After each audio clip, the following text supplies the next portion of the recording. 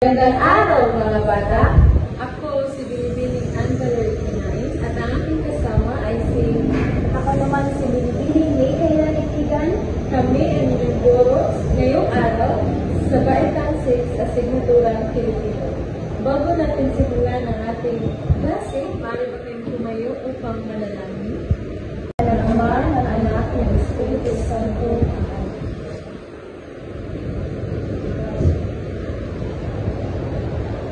Ngayon, magtatala ako kung sino ang lumiban sa klase.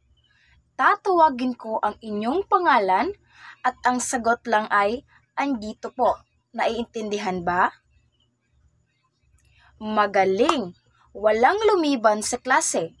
At dahil dyan, bigyan nyo ang inyong sarili ng 3 palakpak. Dito sa ating silid-aralan, mayroon tayong 3 alituntunin na dapat natin sundin. Ito ay magsilbing gabay upang magkaroon tayo ng maayos, masaya, at makabuluhang pagkatuto. Una, makinig sa guro kapag siya ay nagsasalita. Pangalawa, magtaas ng kamay bago magsalita. At panghuli, maging magalang at mabait sa ating kaklase. Bago tayo magbukas ng bagong aralin, balikan muna natin ang ating tinalakay kahapon. Ano nga ang pamagat ng aralin na tinalakay natin kahapon? Magaling! Natalo rin si Pilando. At sino-sino nga ang mga pangunahing tauhan sa kwento? Magaling! Si Pilando, si Baboy Ramo, si Buwaya at si Tuso. Bago tayo magbukas ng panibagong aralin, ito ang mga layunin ng pagkatuto pagkatapos ng ating tatalakayin. Una, nakapagtutukoy ng pamagat, tauhan, tagpuan at banghay ng kwento. Pangalawa, nakapaghahambing sa 2 uri ng pananaw sa pamamagitan ng graphic organizer. Pangatlo, maging bukas sa pakikinig at pag-unawa sa mga pananaw at saloobin ng ibang tao. At ang panghuli ay nakapagpapakita ng pag-unawa sa mga pangunahing katangian ng isang banyagang bansa. Ngayon, sa inyong palagay, ano ang tatalakayin natin ngayong araw? Ang tatalakayin natin ngayong araw ay ang 2 araw sa banyagang lupa ni Jonathan Tan Gettiong, salin ni Eileen Joy Saul. Makinig ng maayos dahil babasahin ko ang buong kwento at pagkatapos ay meron akong mga katanungan. Naiintindihan niyo ba mga bata? Magsisimula na akong magbasa. Isang napakainit na maghapon, ang araw sa langit ay nangingit-ngit sa galit. Pinapaso nito ang mga mata ni Zheng Nian habang pinagmasdan ang isang karaniwang tanawin sa kanyang ibaba daang taong nakasuot ng dilaw na helmet ang nakabuntot sa isang tila yungib na konstruksyon. Nang dumaan sa kanya ang nakaririmarim na pakiramdam, hindi maiwasan ni Zheng Nian na sumilip upang tignan ang banyagang lupain mula sa kanyang kinalalagyan. Nakatalagang maglatag ng simento sa bubong, nagtataka si Zheng Nian kung ang itinatayong gusali ay may 40 palapag ay kasing init ng lugar na kanyang kinalalagyan. Sa itaas ay ramdam ng kanyang mga paa ang bigat nang nakapapasong init na pumapasok sa kanyang bota. Sa pag-iisip na aksidenteng ihulog ang kanyang sarili pa ibaba, pumulandit sa kanyang balat ang malamig na pawis. Bahagya siyang umurong mula sa gilid ng ginagawang bubong, patuloy pa rin ang matinding sikat ng araw na galit na galit. Nang siya ay dumating sa Singapore 2 araw na ang nakaraan, ang mamasa-masa, mabigat at maalinsangang init ay bumulaga sa kanya. Hindi niya mawari ang pakiramdam na maluto sa init ng araw. Biglang nagbalik sa alaala ni Zheng Yan ang kanyang bayan sa Huebe at ang karanasan ng paglalakad sa napakalamig na niebe. Animo ang narinig ng kalikasan, ang kanyang diwa. May bahagyang mainit na simoy ng hangin ang sa kanya ay dumampi. Bago siya lumapag ng Singapore, ang katawan niya ay balot ng patong-patong na lana. Nakalaylay hanggang sa lupa ang haba, ang malagatas na hangin puti ay bumubulag sa kanyang paningin at bagsik ng lamig dulot ng tag-ginaw ay nanonuot sa kanyang puso. Napagtanto niyang ito ay kabaliktaran ng kanyang kinalalagyan ngayon sa ibabaw ng bubong.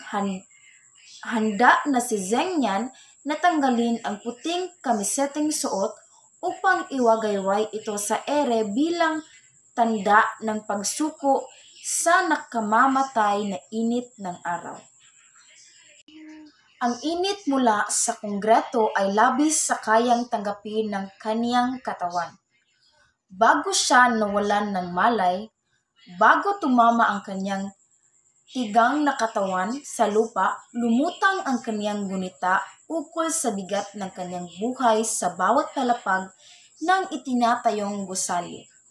Hindi niya mawari ang panunuya ng buhay, ang pag-asam ng pagiging buhay sa gitna ng kamatayan. Sa bansa ang Singapore. Nabanggit ito sa kanya ng mga kakilalang nauna nang nakapunta sa nasabing bansa.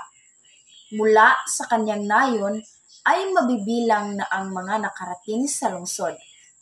Para sa mga hindi mapalad na nakukuha ng trabaho, iniwan nila ang nayon para sa mas malaki at mayamang lungsod ng bansa ang hiyas ng Pearl River, Delta Shenzhen, Guangzhou, at iba pang lungsod sa baybayin.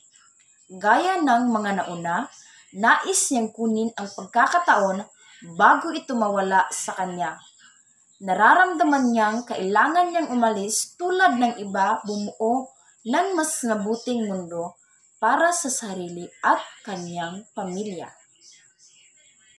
Naiintindihan niyo ba ang aking binasa? Kung gayon, may itatanong ako sa inyo. Anong pamagat ng maikling kwento na aking binasa? Tama! Ang pamagat ng maikling kwento na aking binasa ay ang 2 araw sa banyagang lupa. Pangalawang tanong. Ano ang pangunahing suliranin ni Zheng Yan sa kanyang panibagong pinagtatrabahuan? Tama. Ang matinding init at hirap sa kanyang trabaho. Pangatlong tanong. Ano ang ibig sabihin ng iwagayway ang kamiseta sa ere sa konteksto ng akda? Magaling. Magpakita ng pagsuko sa hirap. Ang panghuling tanong ay, ano ang layunin ni Zheng Yan sa pagtungo sa banyagang lupa? Yes, kinain? Magaling. Magtrabaho at bigyan ng magandang buhay ang pamilya. Ang 2 araw sa banyagang lupa ay isang makabuluhang salaysay ng karanasan ng isang Pilipino sa isang maikling pamamalagi sa ibang bansa.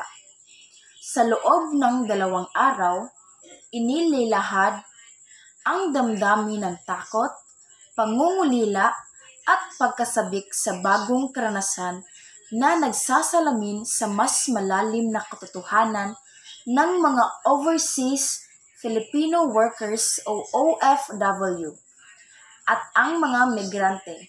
Bagamat, panandalian lamang ang pananatili ng tauhan. Malinaw ang epekto ng banyagang lupa sa kanyang pananaw sa buhay, pagkatao at pag-unawa sa sakripisyo at kalayaan. Ipinapakita ng kwento na ang paglalakbay sa banyagang lupa ay hindi lamang pisikal na pag-alis, kundi isang emosyonal at kultural na paglalakbay din patungo sa mas malalim na pagkaunawa sa sarili at sa mundo. Ngayon, may gagawin kayong aktibidad at ito ay ang paggawa ng isang Venn diagram. Pero bago iyon, babasahin ko muna ang instruksyon para sa paggawa ng isang Venn diagram. Naiintindihan ba? Panuto. Una, hatiin ang klase sa 2 grupo. Pangalawa, bawat grupo ay pipili ng 2 tauhan mula sa kwento ng kanilang paghahambingin. Pangatlo, gumuhit o gumawa ng Venn diagram upang maipakita ang pagkakaiba ng bawat tauhan. Ilagay sa magkabilang bilog. At ang panghuli, pagkatapos makumpleto ang diagram, pag-usapan ng grupo ang mga obserbasyon at ihanda ito para ipaliwanag sa harap ng klase. Naiintindihan ba? At ito ang rubrik sa pagganap. Batayan, mahusay sa katuwiran, 5 puntos. Makatotohanan, 5 puntos. Kaangkupan ng mga pahayag, 5 puntos. Mapanghikayat, 5 puntos. Kabuuan, 20 puntos. Ngayon, upang masuri kung talagang naintindihan nyo ang ating tinalakay ngayong araw, ay magsasagawa tayo ng pagsusulit. Ito ay multiple choice assessment at 10 items only. So, ang panuto ay basahin ng mabuti ang bawat tanong at isulat lamang ang titik ng tamang sagot sa inyong sagutang papel. Huwag kalimutang isulat ang inyong pangalan, section at petsa ngayong araw sa itaas ng inyong papel. So, mayroon kayong 5 minuto upang sagutan ang ating pagsusulit. So, naintindihan niyo ba ang ating panuto? Magaling. Una, ano ang pangunahing suliranin ni Zheng Yan sa kanyang panibagong pinagtatrabahuan? A. Kakulangan sa pagkain. B. Hindi pagkakaintindihan ng wika. C. Matinding init at hirap sa trabaho. D. Kawalan ng tirahan. Pangalawa, ano ang ibig sabihin ng iwagayway ang kamiseta sa ere sa konstrukto ng akda? A. Magpaalam sa mga kasamahan. B. Magpakita ng pagsuko sa hirap. C. Nagdiwang ng tagumpay. D. Mag-alis ng init ng katawan. Pangatlo, ano ang salungat na karanasan ni Zheng Yan sa Huwebe kumpara sa Singapore? A. Malamig sa Huwebe, mainit sa Singapore. B. Mas masarap ang pagkain sa Singapore. C. Mas malawak ang mga gusali sa Huwebe. D. Mas maraming kaibigan sa Singapore. Pang-10, paano ipinakita ang realidad ng mga migranteng manggagawa? A. Masagana at masaya ang buhay. B. Madali at magaan ang trabaho. C. Masalimuot, puno ng sakripisyo at panganib. D. Laging maganda ang trato sa kanila. Tapos na ba kayo mga bata? So, ngayon, ating i-check kung tama man yung sagot at ating iwasto kung hindi. So, sa bilang 1 ay ang tanong ay, ano ang pangunahing suliranin ni Zheng Yan sa kanyang bagong pinagtatrabahuan? So, ano ang inyong sagot dito? Magaling. Ang tamang sagot ay titik C. matinding init at hirap sa trabaho. So, sino dito ang naka-perfect? Magaling. Bigyan natin ng 3 palakpak si Likigan. Para sa inyong takdang aralin, mag-interview ng isang kamag-anak o kakilala na nakapunta o nakatira sa ibang bansa. Tanungin kung paano mo naipakita ang pagka-Pilipino habang nandoon ka. Isulat ito sa papel at ipasa bukas. Naiintindihan niyo ba, mga bata? At narito ang rubric sa pag-interview. Batayan, nilalaman ng talata, 5 puntos. Kaayusan ng ADEA, 3 puntos. Pagpapahayag ng saloobin, 2 puntos. Kabuuan, 10 puntos. Naiintindihan niyo ba, mga bata? Magaling! Nakita ko naman na naintindihan niyo ang ating pinalakay ngayon, kaya dito na nagtatapos ang ating aralin.